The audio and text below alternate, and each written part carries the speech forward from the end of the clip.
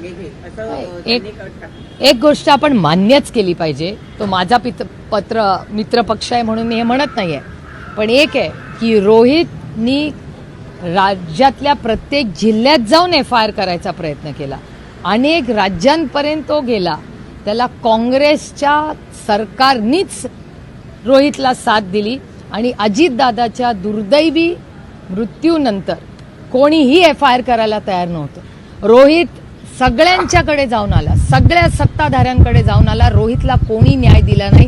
रोहित पवारांना न्याय, अजित पवारांना न्याय हा काँग्रेस पक्षाने दिला.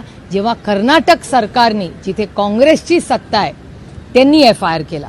त्याच्यामुळे मी नुसतं सुप्रिया सुळे म्हणून आणि अजित पवारची बहीण म्हणून नाही, पण जे अजित पवार प्रेमी आहेत, दादाला न्याय द्यायचं पहिलं पाऊल हे कोणी केलं तर ते रोहितच्या पुढाकाराने कर्नाटकच्या काँग्रेस सरकारने केलं. मी जाहीरपणे राहुल गांधींचेही आभार मानते, कारण रोहित राहुल गांधींकडे गेला आणि राहुल गांधींनी तेव्हा सांगितलं कुठलंच महाराष्ट्राचं सरकार घेत नसेल तर मी माझ्या सरकारांना सांगतो जिथे आपल्या विचाराचं सरकार आहे, आणि त्यांनी कर्नाटकाला फोन केला, तिथून मदत झाली.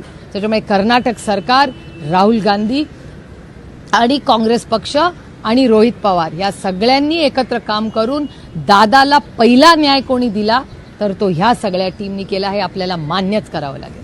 थँक्यू. थँक्यू.